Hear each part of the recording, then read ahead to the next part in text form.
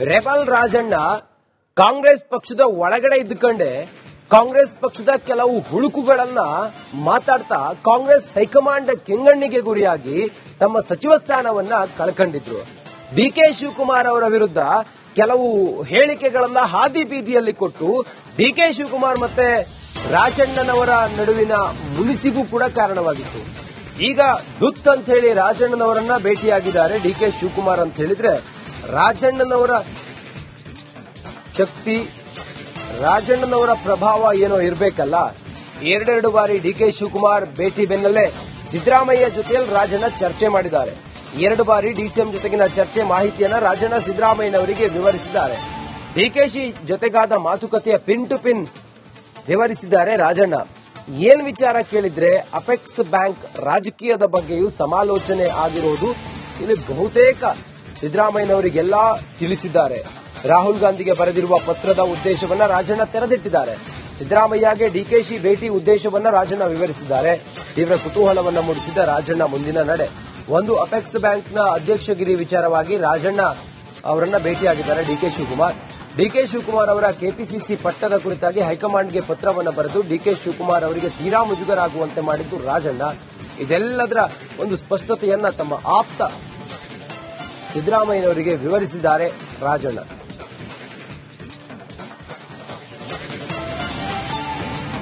ರಾಜಣ್ಣನವರ ನಡೆ ಭಾರಿ ಕುತೂಹಲವನ್ನ ಕೆರಳಿಸ್ತಾ ಇದೆ. ರಾಜಣ್ಣನವರು ಹಂಗೆ ನೋಡಿದ್ರೆ ಸಿದ್ದರಾಮಯ್ಯ ಅವರ ಆಪ್ತ ಬಣದಲ್ಲಿ ಗುರುತಿಸಿಕೊಂಡಿರುವಂತಹ ಪ್ರಭಾವಿ ನಾಯಕ, ಹಿರಿಯ ಕಾಂಗ್ರೆಸ್ಸಿಗ. ಹೀಗೆಲ್ಲ ಇರುವಾಗ ರಾಜಣ್ಣನವರು ಡಿಕೆ ಶಿವಕುಮಾರ್ ಅವರನ್ನ ಹಾದಿ ಬೀದಿಯಲ್ಲಿ ತೆಗಳುವವರು, ಜೊತೆಗೆ 2 ಬಾರಿ ಮಾತುಕತೆ ಮಾಡಿದ್ದಾರೆ ಅಂತ ಹೇಳಿದ್ರೆ ಒಂದಿಷ್ಟು ಇನ್ಸೈಡ್ ಚರ್ಚೆಗಳೆಲ್ಲವೂ ಕೂಡ ನಾವು ಗಮನಿಸ್ತಾ ಹೋದ್ರೆ ಅಪೆಕ್ಸ್ ಬ್ಯಾಂಕ್ ವಿಚಾರವಾಗಿ ಅನ್ನೋದು. ರಾಜಣ್ಣನವರು ಸಿದ್ದರಾಮಯ್ಯನವರನ್ನ ಭೇಟಿಯಾಗಿ ಮಾತಾಡಿದ್ದಾರೆ. ಬನ್ನಿ ಏನ್ ಹೇಳಿದ್ದಾರೆ ಕೇಳೋಣ. ಗೊಂದಲ ನಿವಾರಣೆ ಮಾಡತಕ್ಕಂಥದ್ದು ಆಗಬೇಕು, ಗೊತ್ತಾಯ್ತಾ? ಇರ್ಬೋದು, ಖರ್ಗೆ ಸಾಹೇಬ್ರು ಏನು ಹೇಳಿದ್ದಾರೆ ಅದು ಸರಿ ಇರ್ಬೋದು. ನೀವು ಗೊಂದಲ ಸೃಷ್ಟಿ ಮಾಡ್ಕೊಂಡಿದ್ದೀರಿ, ನೀವೇ ಬಗೆಹರಿಸ್ಕೊಳ್ಳಿ ಅಂತಕ್ಕಂಥ ಭಾವನೆ ಅವರಲ್ಲಿ ಇರಬಹುದು. ಅದು ಸರಿ ಇಲ್ಲ ಅಂತ ನಾನು ಹೇಳೋದಿಲ್ಲ.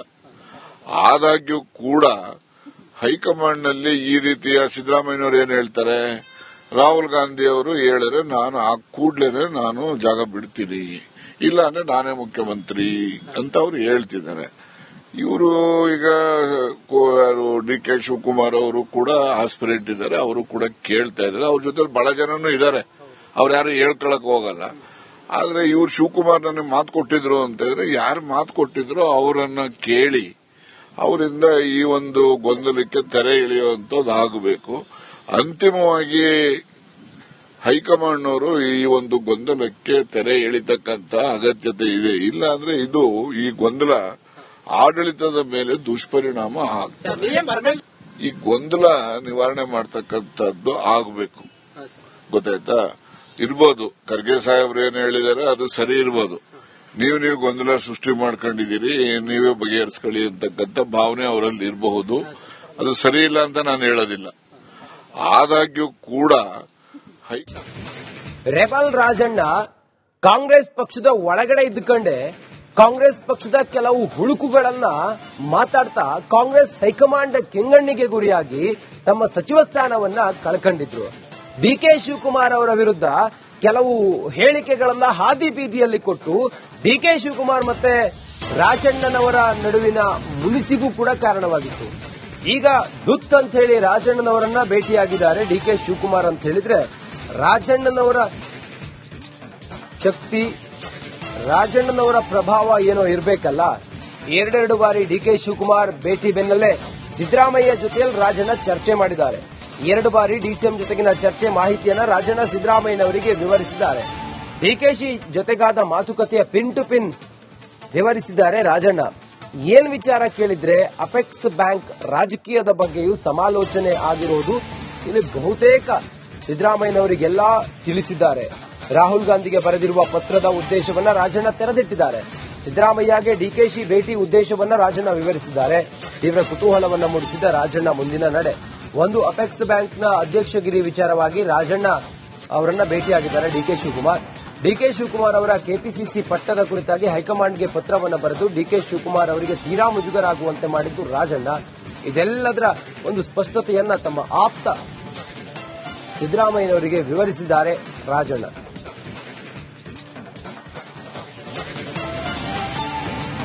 ರಾಜಣ್ಣನವರ ನಡೆ ಭಾರಿ ಕುತೂಹಲವನ್ನ ಕೆರಳಿಸ್ತಾ ಇದೆ. ರಾಜಣ್ಣನವರು ಹಂಗ್ ನೋಡಿದ್ರೆ ಸಿದ್ದರಾಮಯ್ಯ ಅವರ ಆಪ್ತ ಬಣದಲ್ಲಿ ಗುರುತಿಸಿಕೊಂಡಿರುವಂತಹ ಪ್ರಭಾವಿ ನಾಯಕ, ಹಿರಿಯ ಕಾಂಗ್ರೆಸ್ಸಿಗ.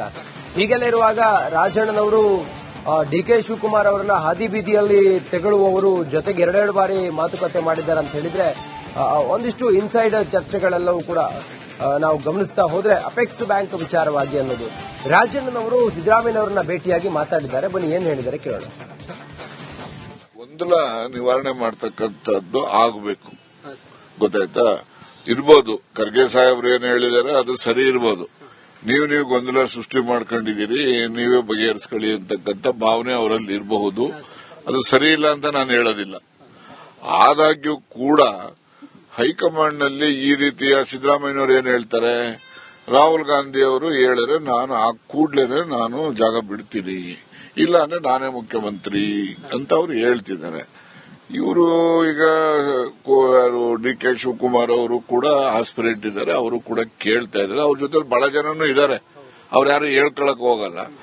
ಆದ್ರೆ ಇವ್ರು ಶಿವಕುಮಾರ್ ನನಗೆ ಮಾತು ಕೊಟ್ಟಿದ್ರು ಅಂತ ಹೇಳಿದ್ರೆ, ಯಾರು ಮಾತು ಕೊಟ್ಟಿದ್ರು ಅವರನ್ನ ಕೇಳಿ ಅವರಿಂದ ಈ ಒಂದು ಗೊಂದಲಕ್ಕೆ ತೆರೆ ಎಳೆಯುವಂತದ್ದು ಆಗಬೇಕು.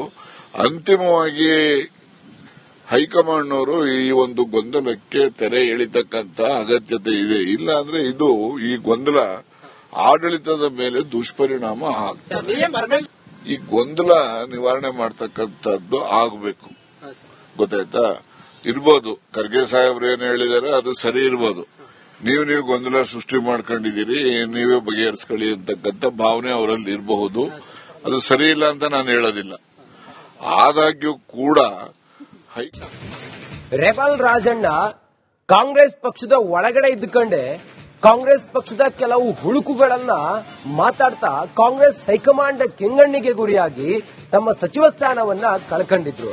ಡಿಕೆ ಶಿವಕುಮಾರ್ ಅವರ ವಿರುದ್ಧ ಕೆಲವು ಹೇಳಿಕೆಗಳನ್ನ ಹಾದಿ ಬೀದಿಯಲ್ಲಿ ಕೊಟ್ಟು ಡಿಕೆ ಶಿವಕುಮಾರ್ ಮತ್ತೆ ರಾಜಣ್ಣನವರ ನಡುವಿನ ಮುನಿಸಿಗೂ ಕೂಡ ಕಾರಣವಾಗಿತ್ತು. ಈಗ ದುತ್ ಅಂತ ಹೇಳಿ ರಾಜಣ್ಣನವರನ್ನ ಭೇಟಿಯಾಗಿದ್ದಾರೆ ಡಿಕೆ ಶಿವಕುಮಾರ್ ಅಂತ ಹೇಳಿದ್ರೆ, ರಾಜಣ್ಣನವರ ಶಕ್ತಿ, ರಾಜಣ್ಣನವರ ಪ್ರಭಾವ ಏನೋ ಇರಬೇಕಲ್ಲ.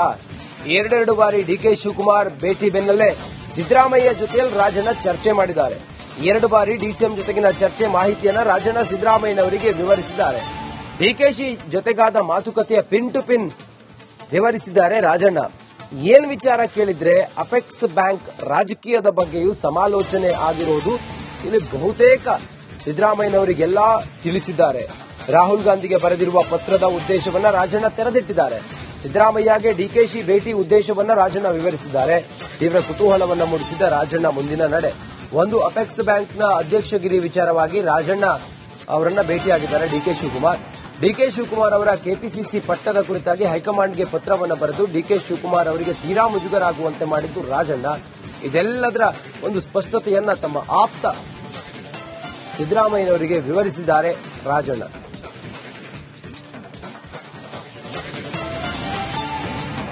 ರಾಜಣ್ಣನವರ ನಡೆ ಭಾರಿ ಕುತೂಹಲವನ್ನ ಕೆರಳಿಸ್ತಾ ಇದೆ.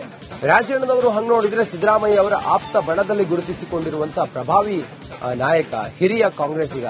ಹೀಗೆಲ್ಲ ಇರುವಾಗ ರಾಜಣ್ಣನವರು ಡಿಕೆ ಶಿವಕುಮಾರ್ ಅವರನ್ನ ಹಾದಿ ಬೀದಿಯಲ್ಲಿ ತೆಗಳುವವರು, ಜೊತೆಗೆ ಎರಡೆರಡು ಬಾರಿ ಮಾತುಕತೆ ಮಾಡಿದ್ದಾರೆ ಅಂತ ಹೇಳಿದ್ರೆ ಒಂದಿಷ್ಟು ಇನ್ಸೈಡ್ ಚರ್ಚೆಗಳೆಲ್ಲವೂ ಕೂಡ ನಾವು ಗಮನಿಸ್ತಾ ಹೋದ್ರೆ ಅಪೆಕ್ಸ್ ಬ್ಯಾಂಕ್ ವಿಚಾರವಾಗಿ ಅನ್ನೋದು. ರಾಜಣ್ಣನವರು ಸಿದ್ದರಾಮಯ್ಯನವರನ್ನ ಭೇಟಿಯಾಗಿ ಮಾತಾಡಿದ್ದಾರೆ. ಬನ್ನಿ ಏನ್ ಹೇಳಿದ್ದಾರೆ ಕೇಳೋಣ. ಗೊಂದಲ ನಿವಾರಣೆ ಮಾಡ್ತಕ್ಕಂಥದ್ದು ಆಗಬೇಕು, ಗೊತ್ತಾಯ್ತಾ? ಇರ್ಬೋದು, ಖರ್ಗೆ ಸಾಹೇಬ್ರು ಏನ್ ಹೇಳಿದಾರೆ ಅದು ಸರಿ ಇರ್ಬೋದು. ನೀವು ಗೊಂದಲ ಸೃಷ್ಟಿ ಮಾಡ್ಕೊಂಡಿದ್ದೀರಿ, ನೀವೇ ಬಗೆಹರಿಸ್ಕೊಳ್ಳಿ ಅಂತಕ್ಕಂಥ ಭಾವನೆ ಅವರಲ್ಲಿ ಇರಬಹುದು. ಅದು ಸರಿ ಇಲ್ಲ ಅಂತ ನಾನು ಹೇಳೋದಿಲ್ಲ. ಆದಾಗ್ಯೂ ಕೂಡ ಹೈಕಮಾಂಡ್ನಲ್ಲಿ ಈ ರೀತಿಯ ಸಿದ್ದರಾಮಯ್ಯನವರು ಏನ್ ಹೇಳ್ತಾರೆ, ರಾಹುಲ್ ಗಾಂಧಿ ಅವರು ಹೇಳಿದ್ರೆ ನಾನು ಆ ಕೂಡ್ಲೇನೆ ನಾನು ಜಾಗ ಬಿಡ್ತೀನಿ, ಇಲ್ಲ ಅಂದ್ರೆ ನಾನೇ ಮುಖ್ಯಮಂತ್ರಿ ಅಂತ ಅವರು ಹೇಳ್ತಿದ್ದಾರೆ. ಇವರು ಈಗ ಡಿ ಕೆ ಶಿವಕುಮಾರ್ ಅವರು ಕೂಡ ಆಸ್ಪಿರೆಂಟ್ ಇದ್ದಾರೆ, ಅವರು ಕೂಡ ಕೇಳ್ತಾ ಇದ್ದಾರೆ. ಅವ್ರ ಜೊತೆ ಬಹಳ ಜನನೂ ಇದ್ದಾರೆ, ಅವ್ರು ಯಾರು ಹೇಳ್ಕೊಳಕ್ ಹೋಗಲ್ಲ.